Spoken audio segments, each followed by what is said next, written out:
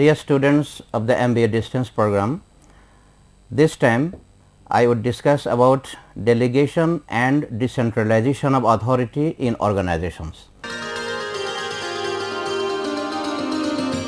We will discuss about the meaning of authority, meaning of power, meaning of the delegation of authority, how managers can delegate authority to the subordinates, what kind of problems may arise in the process of delegation, how managers can make the delegation effective, and finally, what we mean by centralization and decentralization of authority and how decentralization can be made effective and why should an organization be decentralized. First, we will discuss about the authority.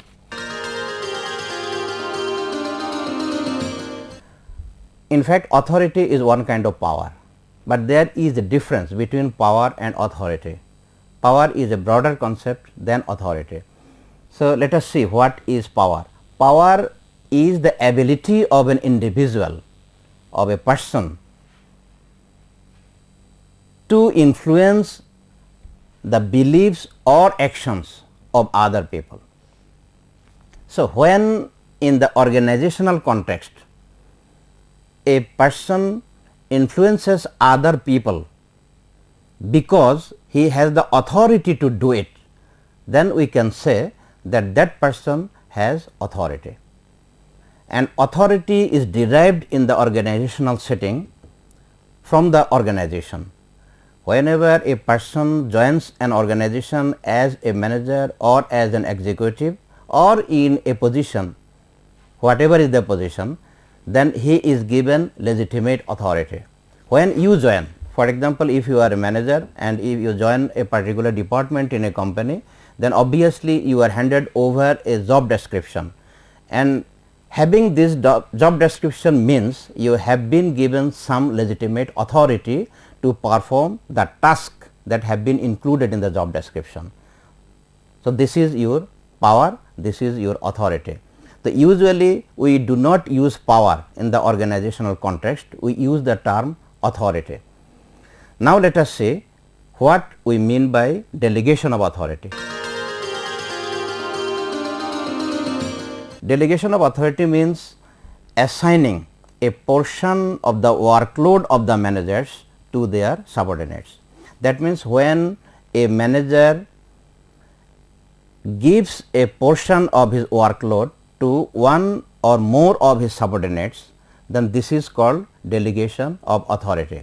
In fact, this is one kind of giving power or authority to another person, usually by the manager to the subordinate. Say for example, I am marketing manager in a particular company's department. If I give some of my jobs to do on my behalf to my assistant manager marketing department, then I have delegated some of my authority to my subordinate, because assistant manager is my subordinate. So, in the case of delegation of authority, you should remember that the delegation takes place between two persons, not two levels in the organization, between two persons. One person is in a senior position and another person is in a junior position. Though the senior position assigns a portion of his workload to the junior person. That is why it is called delegation, delegation of authority. Why does a manager delegate authority? This is a very relevant question. The answer may be like this: a manager may feel that he is overburdened. He may feel that all the routine activities that have been assigned to him should not be done by him, because if he does all the activities by himself, either he may be overloaded or he may not be able to save time to give in decision making, to utilize the time in planning and strategy making. But a manager, especially the senior level managers and mid level managers, they should devote a substantial portion of their time in decision making, or you can say in planning and policy making.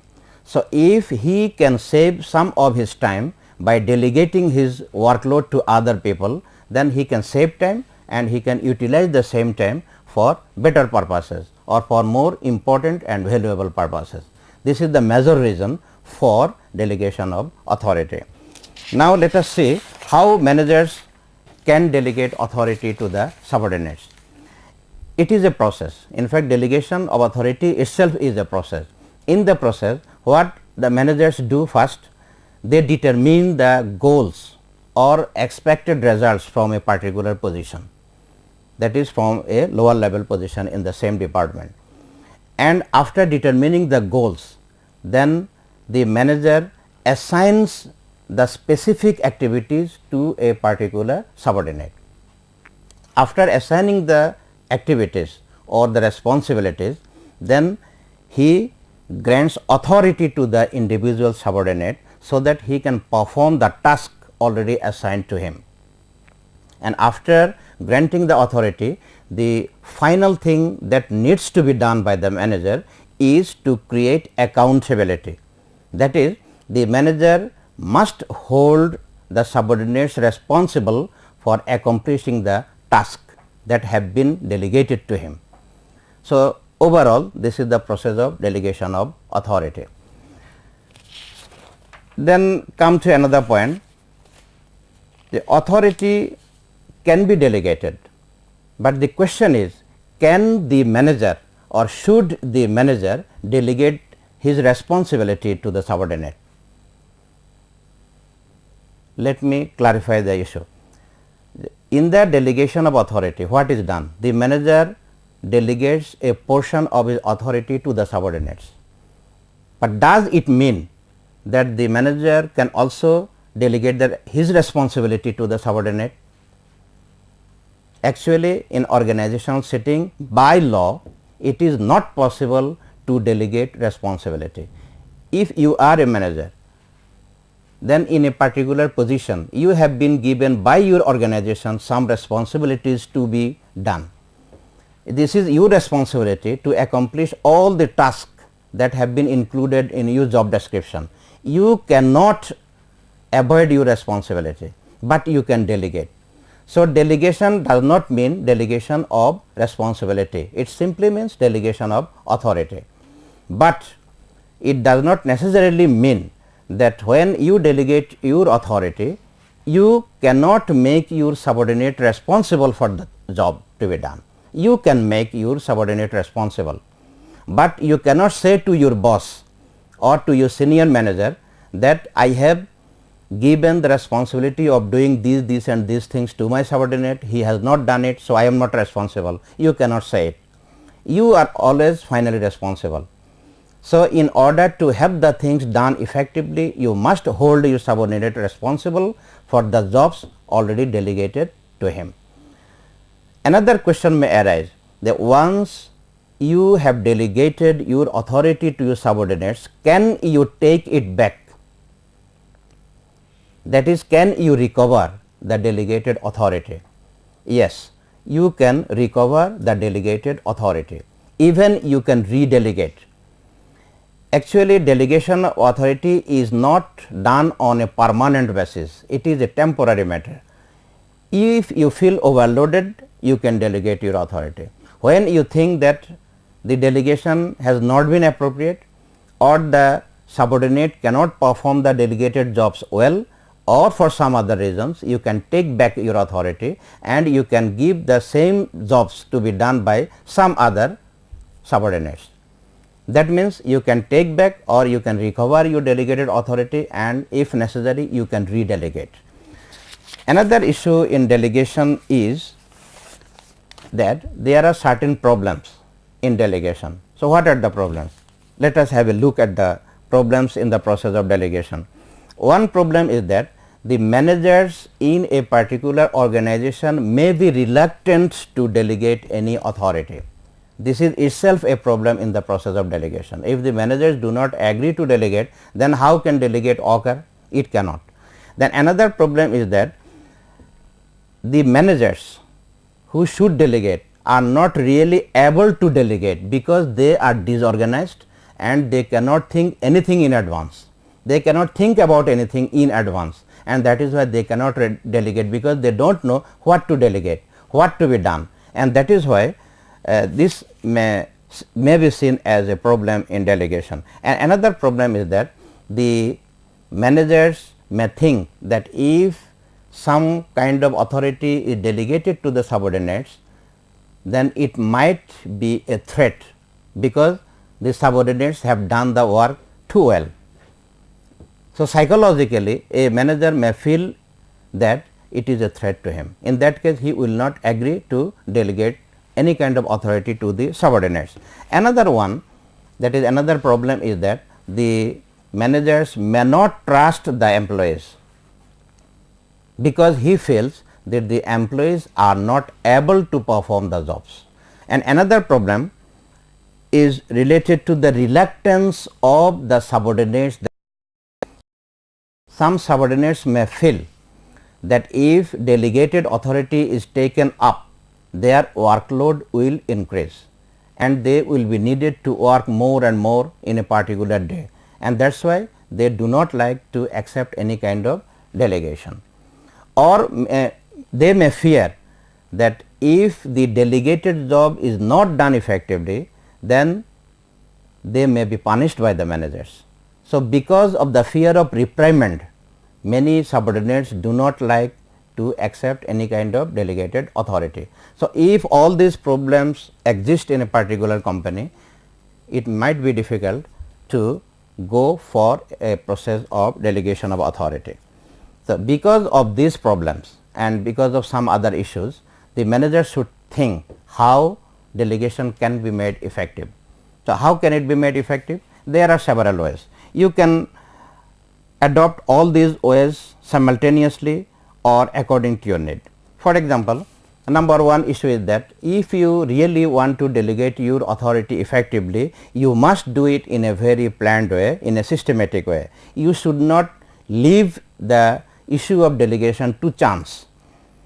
If you do not take delegation of authority rationally, then you will face lot of problems.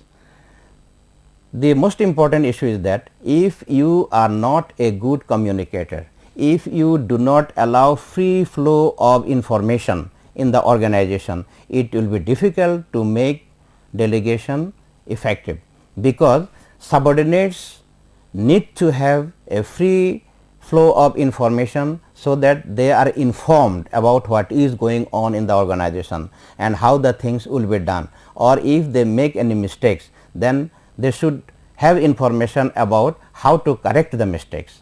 So, there should be free flow of information in the organization. And another way to make the delegation effective is that you as a manager should realize that the subordinate people in your department have much to contribute in accomplishing the objectives of the department or of the organization. If you shall think that the subordinates are not capable, then obviously you cannot delegate and your effort will fail. And another one, that is another way, is to build confidence in the employees about the delegated authority. You can do it in several ways. The most important way to build up confidence among the subordinates is to give them proper training, to educate them, to recognize them publicly, and to develop an willingness among the people, so that they work voluntarily and willingly and they perform the things effectively and efficiently. And another way to make your delegation effective is not to be overly critical. Don't be overly critical about the mistakes done by the subordinates. Whenever a person does something, even if you do something on behalf of your senior manager, then obviously there is a chance to make some mistakes. So, if you subordinates make a mistakes regarding the delegated jobs, and if you give them punishment or if you threaten them for doing the mistakes, then they will never agree in the future to take up any kind of new responsibility. So, don't be critical, rather be cooperative. And another way to make delegation effective is to provide logistic supports and resources, to the subordinates, so that whenever needed they can have access to the resources that is adequate resources, and they should have all these things on time. In order to make delegation of authority effective, you should combine reward system with the delegated jobs. So, whenever an employee to whom you have delegated your authority will be doing something in a good way, that is, his performance is well and good, then you should appreciate, and at the same time you should reward him appropriately. If it is done, they will do the things properly, effectively, and with motivation. Then there is another way to make delegation effective, that is to make a proper control system in the organization or in your department. Whenever you will delegate something to some other people, then you should have a control system, so that you can ensure that the delegated jobs have been done well by the subordinates. And finally, you should select the right person in the right position, so that the person who will hold the position to whom you will delegate your authority can do the jobs effectively and with confidence. So, after having ideas about the delegation of authority, now let us turn our attention to the decentralization of authority. So, whenever we talk about decentralization, we should have some idea about centralization of authority. What is centralization? In fact, centralization means systematically retaining authority or power in the hands of senior managers in the organization. So, whenever authority is centered or controlled at the top level of the organization, this is centralization. Centralization may be good, may be bad, it depends on the situation, but there is no organization in the world, according to research evidence, which can be called totally centralized or totally decentralized. Usually there is a combination of both, and this is a necessity in practical life also.